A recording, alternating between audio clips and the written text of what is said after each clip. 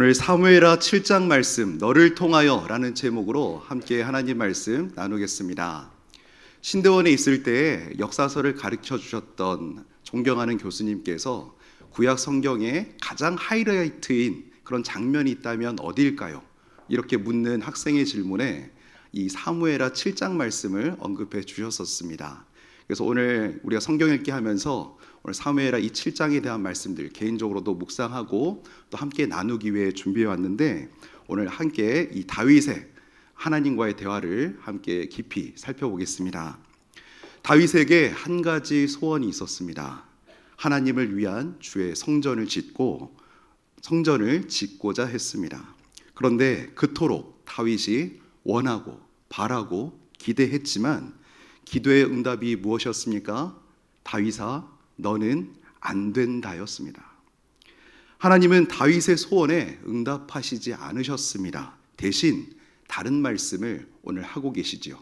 오늘 16절 말씀, 그 하나님의 말씀이 무엇인지 집중해서 보겠습니다. 같이 읽겠습니다. 내 집과 내 나라가 내 앞에서 영원히 보존되고 내 왕위가 영원히 견고하리라. 아멘. 겉으로 볼 때에 다윗의 선한 의도를 막으시고 하나님께서 다윗의 간청 앞에 거절하신 듯 보입니다. 그러나 이 사건 더 깊은 차원의 의미에서 우리가 들여다보기 원합니다. 다윗은 하나님을 위한 성전을 그토록 짓기 원했지만 하나님께서는 다윗이 하나님을 사랑하여 올려드린 그 소원의 마음을 받으셨습니다. 그 마음의 중심을 눈여겨보시고 그것을 기억하셨습니다. 그리고 하나님 마음에 합한 이 다윗에게 상상할 수도 없는 엄청난 메시지를 전하십니다. 어떤 메시지입니까? 너와 너의 가문을 통해 영원한 왕국, 하나님의 나라를 세우겠다고 하시죠. 우리는 신약시대에 살면서 우리 메시아 되신 예수 그리스도가 이 다윗의 계보를 타고 오셨기에 이 메시지가 어떤 의미를 갖고 있는지 이미 누리고 있습니다만, 사실상 이때 이 시점에 다윗에게 선포된 이 메시지는 실로 엄청난 메시지였습니다. 아브라함을 복으로 부르신 하나님께서 동일한 맥락의 다른 메시지로 이 다윗을 축복하고 계십니다. 하나님의 뜻과 우리의 소원이 다른 이 상황, 오늘날 우리도 다윗과 같은 마음을 가질 수 있죠. 하나님을 위해 무언가를 우리 모두가 이루고 싶고 또 헌신하고 싶습니다. 지나온 우리의 신앙생활을 되돌아볼 때 어떠십니까? 우리는 하나님을 위해 뭔가를 그렇게도 많이 하고 싶어 했습니다. 그리고 많은 바램과 소원들을 아뢰었지요. 살아오시면서 하나님을 위해 무엇을 하고 싶으셨고 또 뭔가 해야 할 것 같아서 어떤 노력들을 행하지 않으셨습니까? 지나온 신앙의 여정 속에 하나님을 기쁘시게 하기 위해서 어떤 이는 큰 뜻을 품고 40일 작정 기도를 합니다. 1000번의 새벽 제단을 쌓습니다. 하나님 나라와 그 의를 위해서 쉴 새 없이 눈물로 금식합니다. 때로는 풀리지 않는 묶여있는 일들을 놓고 하나님께 소원을 아뢰입니다. 질문드립니다. 그렇게 원하고 바라고 기도할 때 하나님은 우리의 소원대로 다 응답하셨습니까? 그럴 때도 있고 아닐 때도 있으셨죠. 그때 사람은 쉽게 하나님께서 베푸신 기도 응답은 쉽게 잊어버리고 안 해주신 것들은 꼭 마음에 새겨두죠. 그때 우리는 각자 어떤 반응들을 올려드리셨습니까? 우리가 원했던 방향, 간절한 간청의 소원들, 기도 제목들, 우리의 계획대로 이루어지지 않을 때 우리 각자 믿음의 성도들은 어떤 심정과 태도를 가지셨었습니까? 일단 개인적으로, 심적으로 하나님의 뜻과 우리의 소원이 다를 때 감정적으로 취약한 우리들은 쉽게 당황하고 실망을 종종 하곤 했지요. 30대 중반에 한 젊은 목회자가 있었습니다. 그는 하나님을 위해 쓰임받고 싶었습니다. 여러 부서에서 멋진 성도님들과 함께 아름다운 사역의 추억들을 많이도 쌓아왔습니다. 사역에 충분한 경험을 했다고 여겨졌을 그때 더 귀한 일들로 준비되고 훈련되고 싶었습니다. 그는 생각했습니다. 어떤 이력을 더 쌓아야 될까? 목회자들에게도 스펙을 따지는 거 아시지요? 스펙이라는 단어, 사실 사람에게 쓰는 단어가 아니고 기계한테 쓰는 말인데 사람을 평가하는 기준으로 사용되는 용어가 되어버렸습니다. 직장을 구하는 청년들 못지않게 목회자들도 좋은 스펙과 이력들을 쌓는 일들이 필수적인 시대가 되었지요. 이 젊은 목회자, 사역의 다양한 경험을 쌓았으니 이제 유학을 가야 되겠다. 훌륭하신 교수님들의 지혜와 가르침을 받고 해외 문화를 경험하면서 2, 3개의 국어도 하면서 다양한 사람들도 만나면서 그렇게 좀 더 성장하고 성숙한 모습으로 그렇게 하나님께 쓰임받기 원했습니다. 대형 교회에서 1000명이 넘는 청년 공동체의 총괄 담당자로 그 사역자가 섬기다가 사역을 잘 마무리하고 유학을 떠나려 했습니다. 하나님께 더욱 영광 돌리고 싶었고 더욱 귀하게 아름답게 쓰임받기 위해 영적으로 지적으로 더욱 준비된 모습으로 부족함 없이 쓰임받고 싶은 마음이 굴뚝과도 같았습니다. 기도 가운데 인도받으며 사역을 잘 정리하고 유학 준비를 하려던 그때에 이 젊은 목회자에게 어떤 일이 생겼을까요? 이 목회자의 목에 갑자기 멍울 같은 것이 잡히기 시작했습니다. 감기 때 갑자기 붙는 그런 임파선이겠다 싶었는데 이상하다 싶어서 병원에 갔더니 검사를 좀 자세히 해야 된다고 하면서 엑스레이 찍자고 합니다. 의사가 결과를 보면서 이상하다 싶으니까 대학병원을 가보라고 합니다. 괜히 불안해집니다. 사실 그는 엑스레이 찍는 것도 굉장히 부담스러워했는데 대학병원에 가니 CT 찍어야 된다. 결과가 안 좋네. 목에 칼을 대서 임파선을 떼내야 된다. 조직검사하자. 검사가 이어지면 이어질수록 마음에 찾아오는 근심과 불안감이 커져만 갔습니다. 설교로 짧게 전해서 그렇지 그에게 이 시간 검사하고 기다리고 또 검사 내용을 듣고 또 기다리고 또 검사하고 이 모든 과정이 얼마나 심장을 쫄리게 만들었는지 이루다 말할 수가 없었다고 합니다. 목에 칼을 대고 임파선을 떼어내서 조직 검사를 딱 했는데 결과가 무엇입니까? 암이랍니다. 그는 말합니다. 미국 가야 되는데 앞길이 창창한데 젊은 아내와 젊은 딸이 3살 밖에 딸이 있는데 장밋빛 미래를 그리면서 그토록 원하던 미국으로 발걸음을 옮기려 했는데 전혀 예상할 수 없었던 길로 하나님이 인도하시는 겁니다. 하나님을 향해 세웠던 선한 계획과 하나님의 뜻을 구하며 그렇게 인도받으면서 나아가기를 그토록 원하고 바라고 기대했는데 하나님은 전혀 생각지도 못한 길로 인도하셨습니다. 그는 각종 검사와 항암 치료차 수개월을 병원에 왔다 갔다 하게 되었습니다. 병실에 누워 잠 못 드는 밤이 하루 이틀이 아니었습니다. 잠은 안 오고 괜시리 분노하며 화를 주체할 수 없던 가운데 인생에 던져지는 수만 가지 질문으로 잠을 못 자면서 그렇게 하나님으로 인해 그 질문들을 던지는데 하나님은 아무 응답도 없으시고 더욱 근심하고 아파하는 시간들이 지나갔습니다. 시간이 흘러서 회복의 시간들 속에 처절하게 무너진 소명과 아픔의 시간들 하루 이틀 지나면서 찬양으로 말씀으로 믿음의 사람들을 통해 주께서 조금씩 회복시켜 가셨습니다. 그러던 어느 날 이 목회자에게 하나님께서 말씀으로 새 소망을 주시더랍니다. 어떤 말씀이요? 내가 너를 통하여 반드시 일할 것이다. 내가 너를 통하여 반드시 일할 것이다. 소명과 삶이 무너졌던 그 자리에서 하나님께서 이 젊은 목회자에게 구원의 확신부터 다시 시작해서 모든 것을 새롭게 하시는 시간들이 지나갔습니다. 과거에는 쳐다보지도 않던 작은 교회에 대한 생각들을 완전히 바꾸시고 그 작은 교회, 작은 부서에서부터 한 사람 한 사람을 섬기는 일들을 맡기시면서 거기서부터 다시 사역을 시작하게 하셨습니다. 부르신 그 자리에서 이전과 다른 삶의 의미와 목적을 지니게 하시고 다른 삶의 태도로 모든 것들을 감당케 하셨다고 합니다. 오늘 본문으로 돌아옵니다. 우리 하나님 어떤 하나님이십니까? 우리의 기도보다 더 크게 응답하시는 하나님이신 줄로 믿습니다. 하나님은 다윗 너의 기도 제목대로가 아니라 내가 너의 그 소원은 들어주지 못하지만 나는 너와 너의 후손을 통해 영원히 보존되는 하나님 자신의 나라를 세우실 것이라는 그런 엄청난 메시지를 오늘 다윗에게 선사하고 계십니다. 하나님께서 다윗의 집을 영원히 세우시겠다는 이 다윗 언약을 선물로 주시죠. 우리 하나님 어떤 하나님이십니까? 우리 하나님은 인간의 계획보다 더 크시고 더 영원한 계획을 가지고 계십니다. 오늘 이 다윗 어떻게 반응했을까요?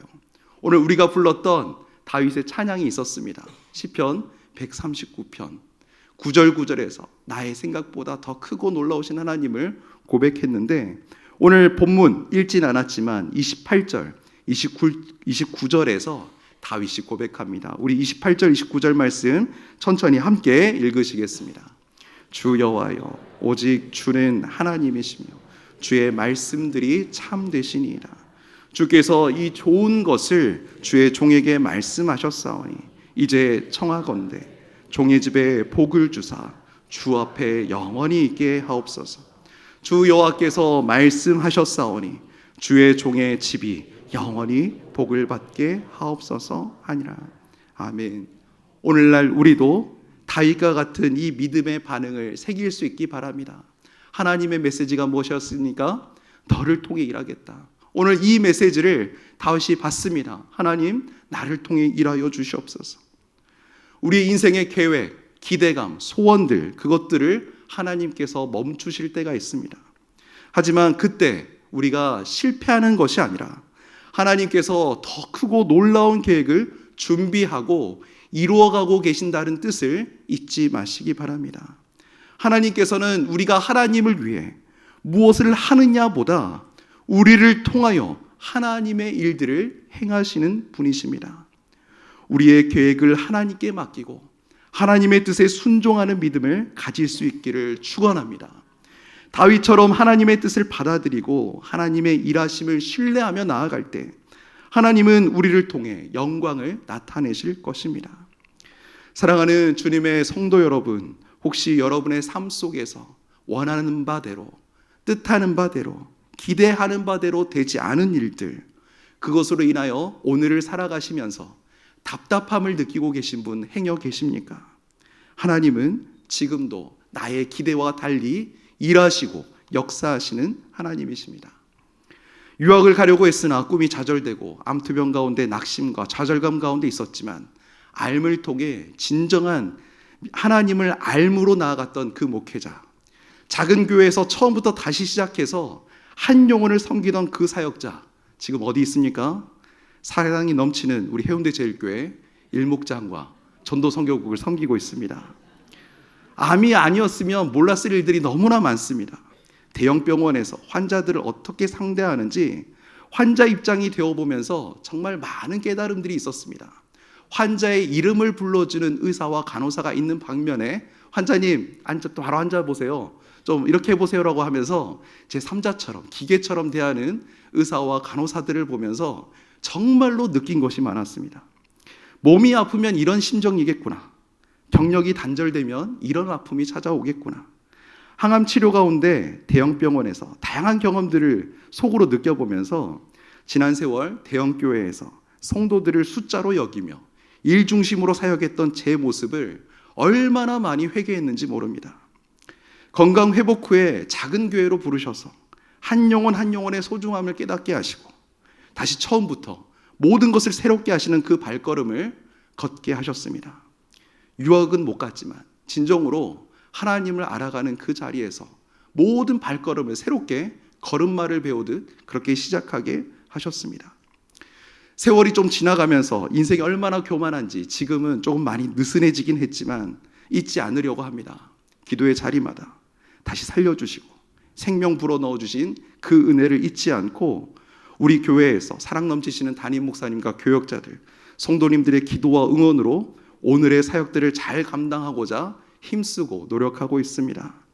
부르신 곳에서 충성하려고 몸부림치고 있습니다. 사랑하는 주의 성도 여러분, 여러분은 어떠십니까? 나의 생각보다 더 크신 하나님 신뢰하십니까? 우리의 생각보다 더 크고 깊으시며 넓으신 그 하나님의 계획 속에서 하나님께서 이루실 일들을 기대하며 믿음으로 나아갈 수 있는 우리가 될 수 있기를 간절히 소망합니다. 혹시 우리 가운데 지금 하나님께서 침묵하시는 것 같아 마음이 무너진 채 하루하루를 견디며 계신 분 계십니까? 하나님의 영광을 구하며 간절히 준비했던 시험인데 떨어졌을 때, 정성을 다해 준비했던 직장 면접에서 탈락했을 때, 사랑하는 가족이 건강 회복되도록 간절히 기도했지만 호전되기는커녕 병세가 더 깊어졌을 때, 많은 사업과 투자를 하나님이 주시는 기대감 가운데 시작했으나 문들이 닫히고 실패했을 때, 내 자녀는 하나님의 자녀입니다라고 고백하면서 자식의 성공을 위해 그토록 기도했으나 그 기대치와 소망에 이르지 못했을 때, 하나님이 주신 짝을 오랜 시간 기다리며 간구했지만 나 홀로 남겨져 있을 때, 은퇴를 앞두고 많은 일들을 시작하려 했으나 문들이 쉽게 열리지 않을 때, 더욱 건강하기를 원했으나 기대와 달리 연약해진 모습에 낙심될 때, 하나님만을 열심히 섬기면서 하나님께서 책임져 주시는 화려한 노후를 꿈꿨는데 현실의 초라한 모습 앞에 낙심하게 될 때, 하나님께 충성했지만 삶은 여전히 풀리지 않고 오히려 고난이 더 깊어질 때, 내가 드린 그 수많은 소원의 기도 제목들은 여전히 응답되지 않고 하늘의 문이 잠겨 있는 것처럼 느껴질 때, 우리의 마음 절망으로 무너지기 쉽습니다. 주님, 이제 너무 지쳤습니다 라는 그런 탄식이 가슴 깊은 곳에서부터 올라와서 어떤 기도도 올리기 힘든 상황이 우리 성도님들 가운데 있을 수도 있습니다. 그러나 우리가 그런 상황 속에서도 하나님은 지각하지 않으시는 하나님이십니다. 우리의 시간은 지나간 듯 보여도 하나님의 시간은 시작되었고 지금도 흘러가고 있습니다. 하나님께서 지금도 말씀하십니다. 나는 너를 통해 일할 거야. 나는 지금도 너를 통해 일하고 있어. 지금까지 내가 세워보려 했던 계획들이 무너졌을지라도 그 길 위에서 겪은 모든 눈물과 아픔들 속에 하나님께 진심으로 올려드렸던 그 마음의 소원들을 주께서 헛되지 않으시다고 오늘 말씀하여 주십니다. 하나님께서 우리 삶의 중심을 보시고 그 사랑 고백을 들으시며 지금 이 시기를 지나고 있는 우리 성도님들 한 분 한 분에게 가장 아름다운 일들이 시작되고 진행되고 있다고 말씀해 주고 계십니다. 가정을 지키기 위해 참고 견디며 버텨왔던 그 시간들에 당신을 아십니다. 하나님의 영광을 위해 직장에서 치열하게 경쟁하며 믿음으로 살아왔던 그 모든 세월의 당신의 모습들을 기억하고 계십니다. 교회 안팎에서 묵묵히 섬기며 누구에게도 말 못했던 마음의 수고와 그 아픔들 속에서도 하나님을 위해 어떤 심정으로 어떻게 봉사하시며 그 자리를 지켜오셨는지 주님께서 하나하나 아시고 위로하시며 격려하시기 위해 말씀하십니다. 다윗아, 진용아, 김집사야, 박권사야, 내가 너를 통해 나의 나라를 세울 거야. 내가 너를 통해 일하고 있어. 잊지 마. 내가 너와 함께 한단다. 사랑하는 주의 성도 여러분, 하나님 지금도 우리를 통해 일하고 계시고 함께하고 계십니다. 무엇이 되지 못한 것에 대하여, 내가 무엇을 하지 못한 것에 대하여, 무언가 이루지 못한 사실로 인하여 우리가 더 이상 낙심하지 않기를 원합니다. 더 이상 상처 속에 매몰되어 있지 않기 원합니다. 하나님은 너의 마음을 받았다고 하시며 내가 너를 통해 지금도 앞으로도 일하시겠다고 말씀하십니다. 오늘 이 말씀을 기억하시고